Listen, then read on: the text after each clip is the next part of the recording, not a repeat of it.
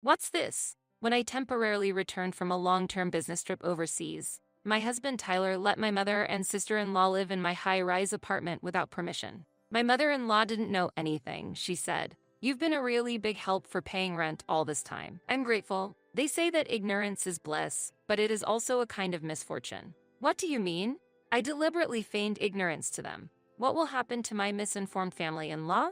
My name is Wendy and I am a 36-year-old office worker. I was divorced, had no children, and was a full-time housewife at the time of my first marriage. I frequently quarreled with my ex-husband and eventually separated over many issues. I have no regrets about it. However, looking back, I feel that both sides needed to grow. I have already lost contact with my ex-husband and are now both leading new lives.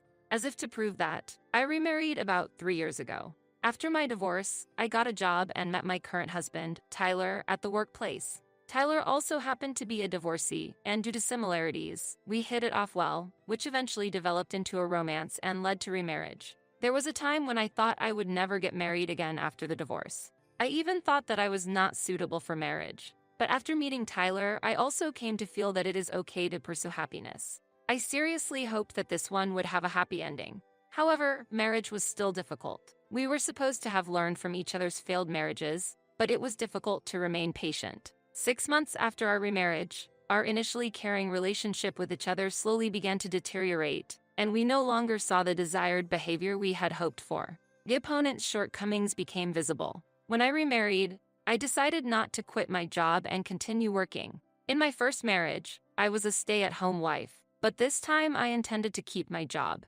Tyler agreed, and we continued to work together. Although it was agreed that household chores would be shared, Tyler's participation in housework was limited at first. Gradually, he abandoned all housework because he was busy, and in the end, I took on most of the chores. When it came to cooking, I was mainly in charge of it. It's not that Tyler didn't know how to cook, but he was waiting for me to make things. After the divorce, he knew this, but when I took the initiative to help, he took it for granted. Tyler thought that if I was the one doing it, then he could cut corners. As a result, now he doesn't help with anything except for taking out the trash. I had hoped that one day he would be willing to help, but that was not the case at all. I didn't see the point in waiting, so I told him, I've been feeling a bit burdened lately. Do you have anything to say to that? When I asked, he looked up at the ceiling and was deep in thought, but the answer came quickly. Oh, I'm sorry, I'll do it properly next time, he said, but he didn't actually take action. I endured it for a while, but finally I couldn't stand it anymore. One day, I sat down with Tyler and I confided in him about my daily frustrations. Originally, we agreed to share the housework together, but in reality, I was the only one who was actually doing it. I didn't want to make things worse by complaining about the constant promises of doing it next time, but never actually doing so, but I took the plunge and decided to speak up. I hoped that Tyler would change. However, it seems that it was only my wish. Hearing my words, Tyler frowned and crossed his arms disapprovingly. If there's anything you want to talk about, just say it. Saying this, Tyler took a deep breath and squeezed out the words. Well, isn't it usually the responsibility of women to do household chores? What? I'm sorry, I want you to listen without being offended, but when my previous wife was also employed, I left the housework to her, so I naturally thought that you would be in charge. He also made a preamble before talking about something difficult. And I was a little offended by his words, because I felt that I was being compared to his previous wife. Now, the reason why Tyler divorced was somehow understandable. He may not have meant it, but he unknowingly said things that irritated the other person or behaved in a way that he didn't notice. It was unlikely that the dissatisfaction would increase all at once, but if accumulated gradually, anyone would have been angry.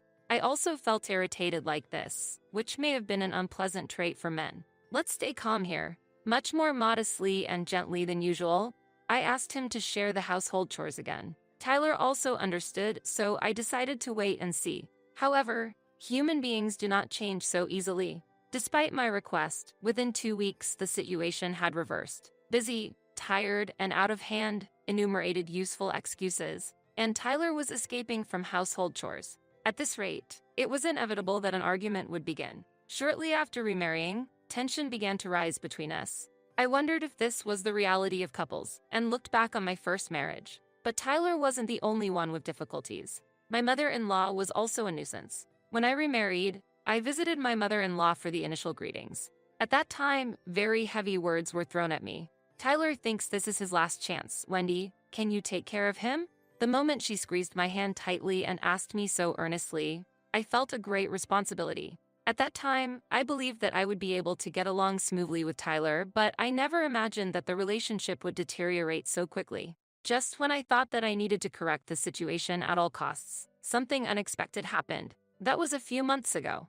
At that time, the company was talking about a long-term business trip. When I received a proposal for a business trip and was wondering what to do, Tyler recommended that I go and gave me a boost. Important decisions were always made through discussion, so I felt reassured by his words. One day, when I returned home, I was confronted with Tyler's infidelity. Why? 3 years have passed since I remarried this year. A few days ago, I was planning to eat at a delicious Italian restaurant for our wedding anniversary, but I couldn't keep up with the sudden scene. Tyler seemed to be happy when he left the room with his cheating partner, but when they found me in the dark living room with the lights off, they both cried out in surprise. I'm home. Tyler, can we talk for a moment? Tyler and his partner looked at each other and nodded slightly, and he walked towards me. The cheating partner left the house in silence. Tyler, who stood in front of me, apologized profusely. I'm really sorry. What? I haven't heard anything yet. What does this mean? I asked him what he was apologizing for because he apologized first. Then he began to explain the details of the affair. His lover was a junior at work, and they often worked together late on projects he was in charge of. At first, it seems that it was intended to be a one-time thing, but it looks like they met many times and had an affair in the end. I recorded this conversation to avoid any discrepancies later on. I didn't expect him to confess so honestly, but I think he had no way out because he got caught in the act. I've pretty much figured out what's going on. I'm sorry, but I'm thinking of separating. Can you leave? What? What happened so suddenly? You know my mom is coming to visit, right? Of course I know, but I can't help it, right? It's urgent. At these words, Tyler's face stiffened and he turned his head. If it's my husband's house, I won't complain. However, this high-rise apartment was where I lived since before I remarried. In other words, it was not property of husband and wife. At that time, I decided to take a long-term business trip. It wasn't a change of pace, but I wanted to calm my mind by focusing on something else. I told Tyler to leave while I was on a business trip. He begged for the last time. Please, I'll take care of all the housework, so. I'm sorry, I'm not generous enough to tolerate infidelity. I just want some time to think about it, so I just want you to be grateful that I don't ask for a divorce right away. Tyler was speechless. After that, I went on a business trip. My mother and sister-in-law often visited. But what will happen when they find out the truth? It's hard to imagine, but they will probably contact me. After returning from a business trip, the opportunity to return home for a short period of time arose. However, there was no family waiting for me. My marriage to Tyler continued, but nothing had been decided about my future yet. I was hesitant to give our marriage another shot. I thought I had learned from my previous mistakes, but it ended up being a failure again, and this time due to cheating. This situation was worse than last time. Above all, I despised cheating. It was hard to forgive, and I was considering divorce myself. I was also aware that this would lead to a second divorce. I thought it might be a good idea to meet him at least once when I returned home, so I decided to contact Tyler after returning home. When I got home, I felt uncomfortable with the unnatural noise. Why was there so much noise? Tyler should have already left the house, but when I entered the house carefully. Oh, Wendy, it's been a long time. What are you here for? What's this? What is this situation? To my confusion, my mother-in-law said, now that you've accepted the divorce, have you calmed down? I couldn't grasp the meaning of her remarks. What did her words mean? At that time, my mother-in-law told me something unbelievable. I've heard that you cheated on Tyler and went to the other man. What? I thought you were caring because you were both remarried, but your actions were disappointing. Honestly, I was disappointed. Really? Tyler made the wrong choice. My mother and sister-in-law put everything into words. I was trying to grasp the situation from what they were saying. Why are they in this house? Why do they think I'm cheating? Gradually, the facts began to surface. Was Tyler lying? But there is also an advantage to this situation. Even though you are gone, this residence is in your name, right? Finally, my mother-in-law mocked me. You've been a really big help for paying rent all this time. I'm grateful. They say that ignorance is bliss, but it is also a kind of misfortune. What do you mean? I deliberately feigned ignorance to them. What are you talking about? It's not me who was cheating. It was Tyler. I notified you about living apart, but what's wrong with that? They looked at me and stopped in amazement. Tyler was cheating? That's a lie, no? I interrupted my mother-in-law and said, has Tyler ever presented you with evidence that I am cheating?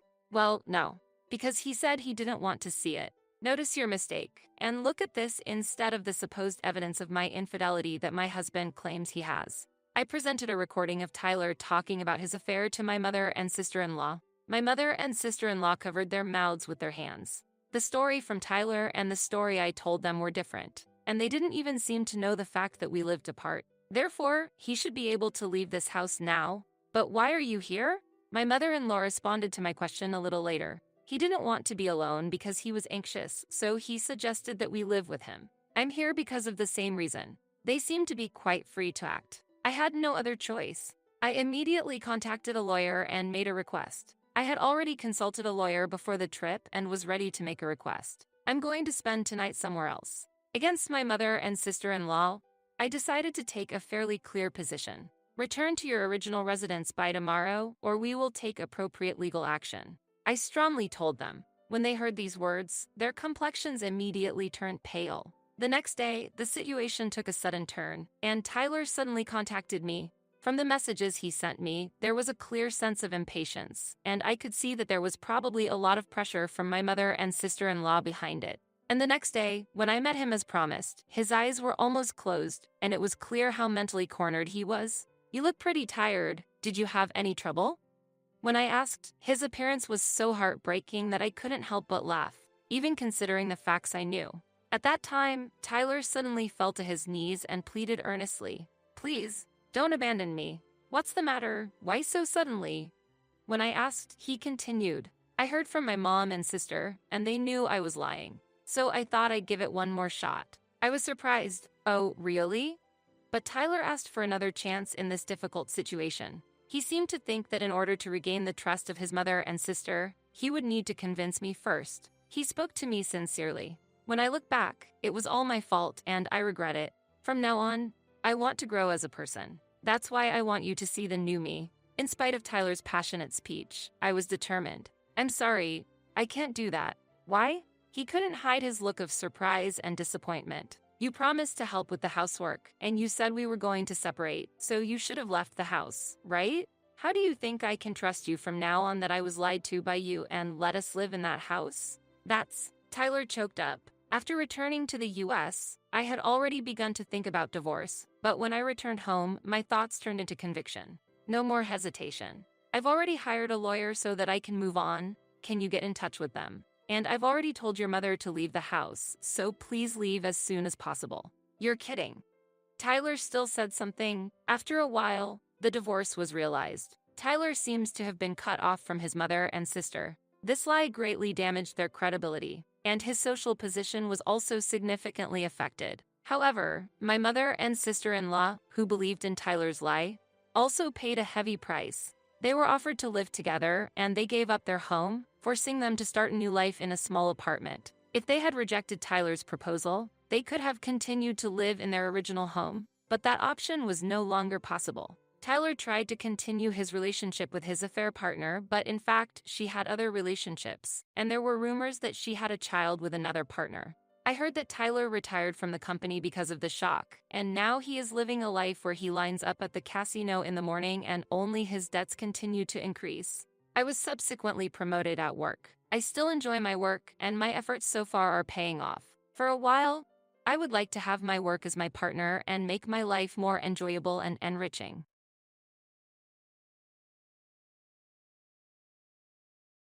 It seems my husband has been possessed by an evil spirit. This house will be given to Jenny. If you disagree, let's divorce. To think that the house I bought would be given to our eldest son's spouse.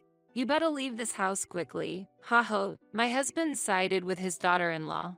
I will put the house under my name. A monthly repayment of $1,800 is possible. Ha ha. My eldest son is also on his wife's side. Well, I'm no longer attached to such a dirty house. Then, as you all say, I will leave this house. You three will suffer from now on. Be on the lookout for what's about to happen. My name is Dorothy, and I am 60 years old. I hold a senior position in a leading company and have a higher status than usual. I live with my husband, Frank, who is 2 years younger than me. Last year, we renovated our house in preparation for the future. Our house was built by my father and has aged and deteriorated over the years. Therefore, we wanted to improve the living conditions to spend the coming years comfortably. However, considering our age, the monthly repayment amount is somewhat high at $1,800. But since I am an executive at a large company, the chances of passing the loan screening are pretty high. Frank works in management at a medium-sized restaurant but earns less than me, so the loan is more likely to be approved in my name. My salary alone makes it difficult to continue with the house loan. This house, originally belonging to your father, is currently registered in your name. I'm sorry, but could you take on the full amount of the loan? In return, I will contribute more to the household than before. After such a discussion, we decided to renovate. The renovated house has become more comfortable to live in, almost like a different place. It's very pleasing to know that by renovating the house I've lived in since childhood, I can continue to live here for a long time. I never imagined that the day I would leave this house would come. It was sudden. My cell phone vibrated. I'm getting married. My son Steve told me over the phone. Steve is 31 years old and works as a middle manager in a leading company. My eldest son, who has always been an excellent student, devoted to his studies and club activities, has continued to be enthusiastic about his work as an adult. That might be why I have never heard about his romantic relationships. I was very curious about the woman he was considering marrying. I wonder what kind of person she is. If Steve chose her, she must be charming. However, I'm worried that Steve, who has little experience in love, might be taken advantage of by someone with ulterior motives. I was filled with excitement and worry about meeting the woman my son brought home for the first time. Then, the day of the first meeting arrived. A woman with brown hair and a white chiffon dress, exuding purity, came to visit. I'm Jenny, please take good care of me. She was polite and charming, making for a likable first impression. I'm honored to meet you, father and mother. She smiled, showing her sparkling white teeth. If it's her, I can entrust my son with ease. I felt this way, and it seemed Frank shared a similar opinion, showing a smile. She's a wonderful girl. When Frank murmured that, she said, I'm so happy to hear that from you, Dad. I look forward to getting along with you. Gripping Frank's hand tightly and looking back at him. What's happening? Her intimacy surprised me, and I was a bit bewildered. Steve seemed surprised as well. However, a complex expression appeared on Frank's face. It wasn't jealousy, but it wasn't a comfortable feeling either. What are you doing? I asked, wishing for her to avoid such actions for my son's sake. She panicked. Oh, I'm sorry. I shouldn't have done this upon our first meeting. And quickly apologized, withdrawing her hand from Frank's. I'm often told that I don't understand personal space. It's not intentional, but I'm truly sorry. It seemed like it really wasn't intentional. Still, I was somewhat surprised by her actions, considering I initially had a good impression of her. However, Steve truly loved her. Yeah, Jenny might have a strange sense of personal space. Haha, but that's part of her charm. I'm not good at talking with women, but she approached me proactively. That's why we could become so close and consider marriage. I didn't expect Steve, who is usually passive towards the opposite gender, to change so much because of Jenny. Please take care of Steve. Despite various emotions, if she is a good person, everything will surely be okay. I accepted their engagement. Afterwards, things progressed swiftly, and within a few weeks, they had officially submitted their marriage registration. I wished for the best for their future happiness. One day, half a year after they got married, I'm home. When I returned from work, there were unfamiliar women's shoes at the entrance. Stepping into the living room, I found Jenny. Oh, Mother, welcome back. The table was littered with empty cans and bottles of alcohol. It seemed they were enjoying some drinks. What's this? I wondered about the two of them having a party without Steve. I happened to meet Jenny on my way back from work. We talked about wanting to get closer, so we decided to drink together. But since it was before payday and money was tight, I suggested drinking at home. Why have a party at home? It would have been ideal if Steve also joined, and we all could have had fun together. I don't want to intrude on the newlyweds, but it would have been better if we gathered at Steve and Jenny's place. I tilted my head and answered, "Indeed, we could have done it at our house, but the beauty of this residence is exceptional, and our place is a bit messy right now." Jenny's speech was unclear. She was slurring her words, clearly quite drunk. Hearing her normally precise speech become lax under the influence of alcohol was unexpected. But what was the reason for enjoying the alcohol just between the two of them? Why didn't you call Steve? I found it unusual for a daughter-in-law to come to her in-law's house to drink, especially during the honeymoon phase. After seeing them together, I started to look for Steve. Steve is currently busy with work and working late into the night. Because of that, I've been feeling very lonely. Jenny said, starting to cry. "It's okay, Jenny, you've done nothing wrong. The problem lies with Steve, who leaves you alone despite being newlyweds." Saying this, Frank gently stroked her head. "What, Father? What is this situation? I feel increasingly uncomfortable." "Look, Frank, Jenny is Steve's wife. It's wrong to do this, especially to Steve." I scolded Frank for his excessive behavior. And then, suddenly, "Oh, don't be so harsh on Father." Jenny stood up for Frank. "What?" I reflexively uttered in surprise, confused by her statement. I had a lot I wanted to say, but the day's fatigue made everything feel bothersome. "I'm going to take a bath.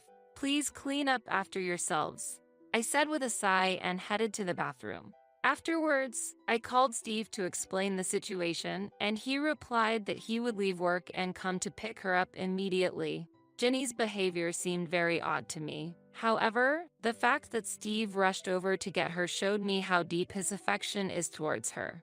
But I couldn't shake off the feeling that their future domestic life might be somewhat troublesome. Reluctantly, I decided to give advice about their future life when Steve arrived. While lost in thought in the bathroom, quite some time had passed. Returning to the living room with a somewhat dazed mind from the heat, Steve should have already picked up Jenny, but oddly, despite coming by car, they both seemed to be enjoying alcohol. "Steve, you came by car, right? Why are you drinking?" I asked, to which Steve, appearing drunk and cheerful, replied, "Actually, Jenny told me to drink, and it turned out we're staying over tonight. It's good news that my son is staying over." However, the unexpected accompaniment of his wife was somewhat concerning. The decision felt quite abrupt. "What?" I was inwardly astonished, but Steve had already drunk alcohol. "Hey, Mom can drive you. It's okay." I didn't want the daughter-in-law to stay over. Despite feeling tired, I offered to drive them home. However, Steve said, "Come on, it's okay. You're tired too, right? Why don't you join us for a drink instead?" With an innocent smile. At that moment, I found myself speechless without any room for argument. Haha, huh? At that instant, a feeling of discomfort sprouted within me. Suddenly, Jenny looked at me with a smirk, as if her smile harbored some conspiracy. Could it be? It seemed like she was laughing at my puzzled appearance. "It's just my imagination, right?" I truly hoped it was a misunderstanding, but in reality, her plan had already been set in motion at that point. The next day, Jenny apologized deeply for her missteps multiple times. "I am terribly sorry," she said before leaving, and I felt like peace had finally been restored, overwhelmed by fatigue. But when I returned home that day, Jenny was there again. Steve was nowhere to be seen. Disheartened by the previous day's events, there was a change in her demeanor.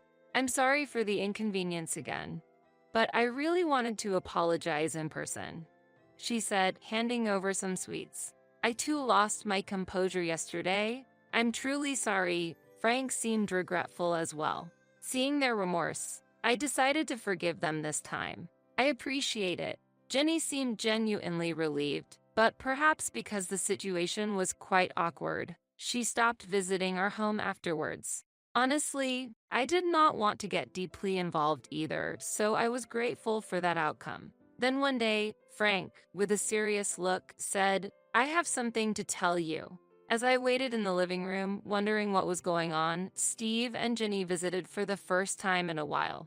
"It's been a while," I greeted, but they seemed to ignore my words and passed by as if they hadn't heard me. Perhaps my voice didn't reach them. Suddenly, Frank declared loudly, "This house will be given to Jenny. If you disagree, let's divorce." What? I was astonished. The discussion of transferring the house to Jenny came out of nowhere. It was a baffling situation. While I was confused, Jenny said, "Please leave this place." What does she mean? I'm confused. Wait a minute. What do you mean by transferring the house to Jenny? I asked, to which Frank replied, "You've been making Jenny suffer, haven't you? That's unforgivable. She's such a good girl. Making her suffer. There's no such fact." However, Frank refused to listen to my argument. "Shut up. I heard it from her. That's why she was crying, saying she couldn't go home." Frank continued angrily, with Jenny shedding tears. "Why has it come to this?" Then Steve also burst out in anger. "I never thought my mother could do such a thing. You're horrible." The more I denied, the angrier they became, and Jenny's tears didn't stop. "That's why we're going to divorce. Leave this house immediately. I plan to continue living here with them." I couldn't understand why I had to transfer my own house to Jenny. When I asked for the reason, because Jenny is deeply hurt. We could have sought compensation, but we thought of a better solution. Taking this valuable house from you and giving it to Jenny is the appropriate punishment for you, was the response I received, even though I didn't make her suffer. Why should I face such retaliation? It's impossible for Jenny, who quit her job after getting married, to pay a monthly loan of $1,800, I argued. "Don't worry. We'll change the name to Steve. As long as Steve is working, the name change should be possible right away." However, there are restrictions on changing the name on a loan contract, so it wouldn't be that simple. In reality, changing the loan terms wouldn't be easy. I doubt the bank will allow it. When I counted, Frank said, "Don't worry, not only you, but Steve also works at a letting company. Plus, I have an acquaintance at the financial institution where you have the loan. If I talk to him, it should go smoothly." Appearing fully convinced. "Yeah, a monthly repayment of $1,800? Piece of cake." Influenced by Frank's confidence, Steve also agreed. Gradually, the reality of transferring the house to them became apparent. I've said it many times, but I didn't do anything to her. There's no way I'm handing over this house. As I strongly objected, they became furious again. I was fed up with this situation. Then Jenny, who had been crying all this time, spoke up. "Mother, for the sake of us and our unborn child, please," she pleaded while caressing her belly. Unbelievable. "Mom, Jenny is actually pregnant right now. If her mental state becomes unstable, it could lead to the worst-case scenario. That's why I hope you can be a bit more lenient." Steve revealed the fact of her pregnancy. Indeed, stress during pregnancy should be avoided. However, being forced to transfer my home based on unfounded accusations is unacceptable. My heart was filled with turmoil. "I need some peace and quiet," I said, leaving the scene for the bedroom. Could I have unconsciously made Jenny suffer? I pondered while lying in bed when I found a strand of brown hair on the bed. What's this? Both Frank and I have black hair, so finding brown hair here is strange. Could it be Frank? My heart was disturbed. After the recent troubles, to find such a shocking discovery was overwhelming. I was getting confused. What's in the world? I cried myself to sleep. Waking up late at night, I was headed to the living room when I heard voices inside. Apparently, Steve and Jenny hadn't gone home yet. I wished I could have joined the evening drink. Someone said, "But Jenny, you're pregnant. You need to refrain," was the response. Hearing Frank and Jenny conversing joyfully, it felt like there was no space for me. My heart was heavy due to Jenny's inexplicable complaints. Standing frozen outside the living room, suddenly, an intimate sound reached my ears. "Ah, Jenny, I love you." Frank's voice. Stop it, Frank. If Steve and Mother find out, Jenny replied. Shocked, I was disturbed by what Frank and Jenny were doing.